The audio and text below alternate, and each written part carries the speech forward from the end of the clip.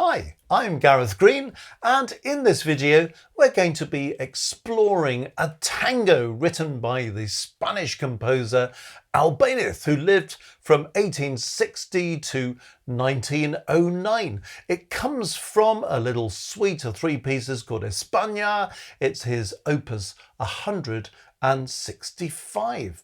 So how does Albéniz go about capturing the spirit of the tango in this piece? It's not meant to be danced, but it's meant to evoke the spirit of the tango.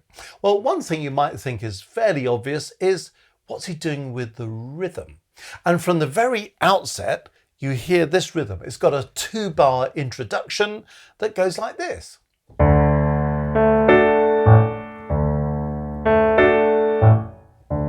And already you're thinking, oh, this could be a tango.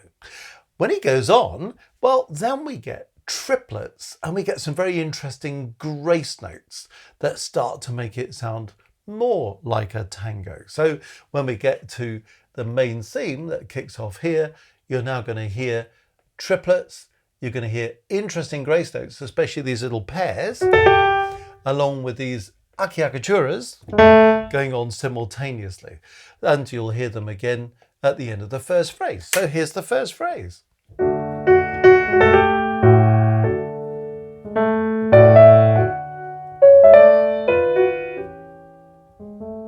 So already we're into the kind of, oh yeah, we can hear these tango rhythms. So it's very interesting how rhythm is the thing that often gives a piece its character. And that's a big takeaway.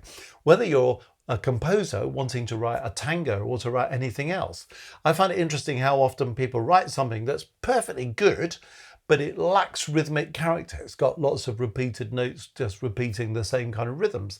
So this is a really good lesson in how do we get lots of rhythmic character into a piece and make it work? Well, we've already met the essential ingredients of this, but you also notice, and it's part of the melodic decoration and it's part of the rhythm, how we have these little ornaments. So if we go on, we're carrying on with these little achiacachuras that we've already mentioned. There's plenty of them around in the left hand where he keeps doing this G sharp A thing, but we've also got little mordents here. We've got some dotted rhythms. We've got some pairs of semiquavers or 16th notes. And then every now and again, we get something like a pair of quavers or eighth notes with a dotted rhythm in the other hand. Then we sometimes have something like a triplet in one hand and a dotted rhythm in the other hand. So you're beginning to see how rhythm is essential to the character of this. So let me play on for now and see if we can kind of hear some of that detail.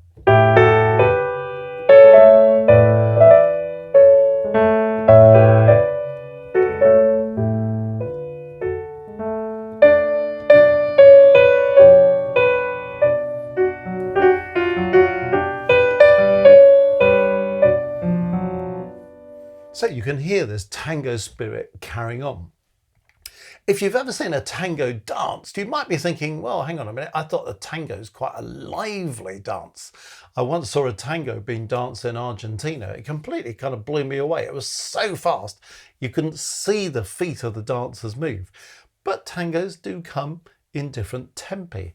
So here's Albéniz just taking an andantino speed for his tango. So we've now got the flavour of what's going on with the rhythm, with the ornamentation that captures the tango thing. Well, what distinguishes Albéniz's tango from anybody else's tango? Because surely a tango is a tango. Well, Albéniz also has some very interesting little quirks of style. So you notice how he uses little chromatic notes like this E sharp when he gets down there, when he goes. Isn't that rather nice? It's a kind of double appoggiatura in the right hand, but B to A is within the scale of D major, the key we're in, but the E sharp is a chromatic note. The E sharp is not part of the key, then it resolves into F sharp. So this little bit of tension that you can generate from an appoggiatura, and how you can generate even more tension from a chromatic appoggiatura. So you get this sort of lovely little touch here, where if I kind of put that in context from here, just have a listen to that again. It's a beautiful little touch, isn't it? So these little touches of chromaticism. So you're essentially sitting in a key, D major, there's a bit of B minor in this piece as well, and some other keys. A major comes up a bit later, but some of these notes are not in the key, they're just chromatic notes. Well, we've talked about this E sharp here. Let's now talk about this E sharp here. So if I go from the beginning of this measure, this bar here, you hear one of these triplets, and then listen to that E sharp in the left hand. Isn't that a rather gorgeous, juicy moment? You know, the E sharp, just a semitone or a half step below the dominant note, giving us some real colour, isn't it? And in the right hand, you've got the C sharp appoggiatura going to B. And that's just a coloration of the B minor chord, because you've got a B minor chord there, you've got a B minor chord there, and we've got this little chromatic corner in between. B minor and back to B minor again. So there the E sharp's being used in this little chromatic way as well. Sometimes the E sharps are bobbing up just as chromatic lower auxiliary notes or lower neighbour tones, such as that corner. But the E sharp is quite interesting, because if you're in the key of B minor, the E sharp is a semitone or a half step below the dominant, so that's an interesting coloration. But also E sharp is a tritone above the root. So the tonic note of the piece is B, if we're in B minor, which we kind of are at this moment. So there's a little bit of tension that's caused by that relationship as well. Then what Albéniz does is he says, well, okay, we've been in D major, haven't we, sort of up to there. Then we're sort of B minor, and he keeps coming back to the tonic chord of B minor. And then he has this little modulation that goes on. And what he does is he says, well, here's a B minor chord. It's the tonic chord in B minor, but that's also the supertonic chord in A major. So really this becomes our pivot chord as we modulate to A major. Have a listen to this. That G sharp is pushing us into A major. And he comes into a cadence in A by doing this. And there's a perfect cadence in A major. That's totally logical. The piece is in D major. We've modulated to the dominant key. Lots of pieces do that, don't they? It's the little touches in between that I find really kind of captivating in this piece. So we've been from B minor, we've introduced the G sharp to sort of take us towards A major, that's fine. Notice this little corner here. You think, what's all this A sharp, F double sharp thing? It's all a semitone or a half step below the next chord. This next chord, this one here, this is a 7 in first inversion, and the chord before it is a semitone beneath that, or a half step beneath that. So you notice these E sharps being a half step or a semitone below F sharp, the dominant. He's doing a lot of this, isn't he? Kind of semitone, half step below, sliding up into something that belongs to the key. So instead of just going 7 in first inversion, he does this first. And it's lovely, isn't it, when you get... So you hear that way of just colouring something by slipping up from a semitone, a half step below where you want to be. And then you think, well, fine, we get a fairly sort of solid, perfect cadence in the key of A. How does he decorate that? Because he puts his own stamp on this. First of all, let's have a look at this dominant chord here that goes like this. Well, you could say that C sharp is an appoggiatura onto the B, which it definitely is, but also having the C sharp there turns our dominant chord in the key of A major into a dominant 13th, which is a very juicy kind of chord. When you write a dominant 13th, you don't need every single note, E, G sharp, B, D, F sharp, A, C sharp, but you have a root, a third, a 7th, and a 13th if you're writing in 4 parts. That's exactly what Albéniz does here. So you've got a 5/13, which kind of treats it as an appoggiatura onto a 5/7. But that 5/13 really enriches this perfect cadence, doesn't it? And then have a look at this chord that comes just before it, because you're probably thinking, well, if we're in A major, why have we got an F natural there? This is a gorgeous chord. And you're thinking, what the heck is going on here? Well, essentially, it's a borrowed chord. So when you borrow a chord, you borrow it from the parallel key. We're going to A major, so let's borrow a chord from A minor. Okay, what's this borrowed chord from A minor? It's chord 2. So chord 2 is B, D, F natural. If we were in A major, it would be B, D, F sharp. He could have done that, but he's adding colour by using the F natural, which again is a semitone below the F sharp. So that's interesting. He's kind of very keen on that idea, isn't he? But we borrow chord 2 and then we extend it, because when you look at it, this D is a harmony note, a chord tone. It belongs to the chord, but this E doesn't and this C sharp doesn't. So what's going on? We've got chord 2, B, D, F natural. We need to make it a 7th because we've got A in there as well. But then the C sharp that we get at this point is a 9th. And then the E that we get here is an 11th. So this is a borrowed 2/11. Isn't that gorgeous?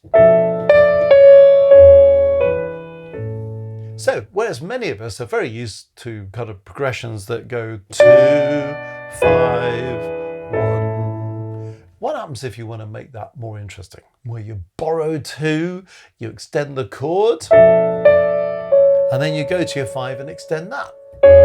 And then you go 5, 1, as if it's just a total normal perfect cadence in A. But you see, we can learn something from Albéniz there about how to use your harmony to make it more interesting. But of course, this is all in the spirit of the tango. And the tango, one of the elements of the tango is it's a slightly seductive dance, isn't it? So how do you make the music a bit more seductive? By doing these little tricks in the harmony. So there's some lovely things to discover about this. And you'll notice as the piece goes on, well, we're still playing around with things like these E sharps, you know, they keep doing all this as we go on. He eventually has a little modulation down at the bottom of the page here. We're still in B minor there, and then we wander off somewhere else. Let's just explore this corner for a moment. So B minor, and then we get this chord, which is really a 2/7 in F sharp. It could be F sharp major, but really it feels more like F sharp minor at that point because of the D natural. But when you get to the last chord of the page, is F sharp major.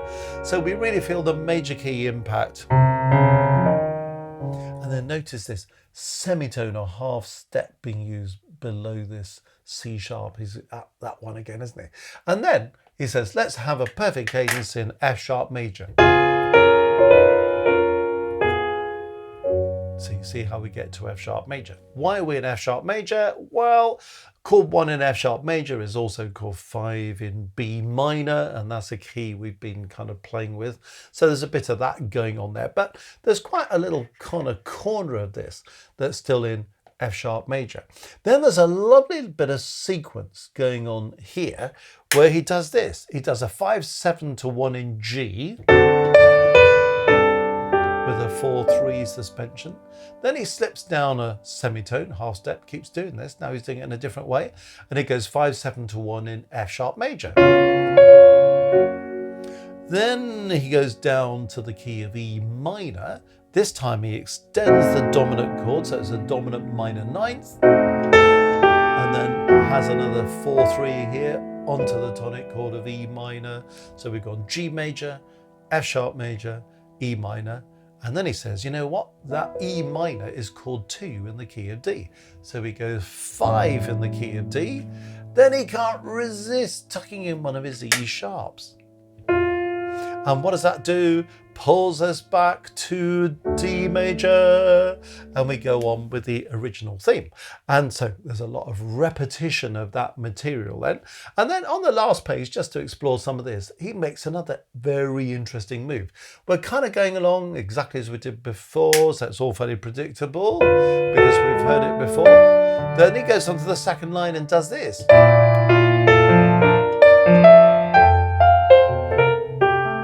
Thinking, what's going on here? Looks like we've kind of gone to F major for a while. Yeah, what are we doing in F major? That's kind of really wacky, isn't it?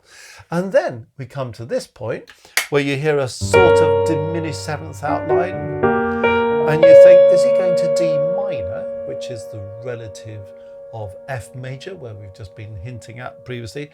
But he goes, well, actually, we could go to D minor, but let's go to D major. So that's where he goes to at the beginning of line 3. So you're thinking you're going to D minor, but we go to D major. So this idea that you set up an expectation of a minor key, and then you go to its major key. It's a parallel major key. And then these ornaments are still with us. And then notice this little B flat 2A. It's another one of those semitone half step things, but this time coming from above. And then we have a nice little juicy chord here, which is the dominant minor ninth in E minor again. Lovely, isn't it? And then he decorates this cadence to come to E minor. And you're thinking, why are we in E minor? Because the tonic chord of E minor is called 2 in D. So you go on to the bottom line, you get the dominant of D, and then he has a little pause. That's because we're about to do the coda. And what does the coda do? Takes us back to the introduction. And then we just have a couple of chords to finish. And that's Albéniz Tango. It's a beautiful piece of music.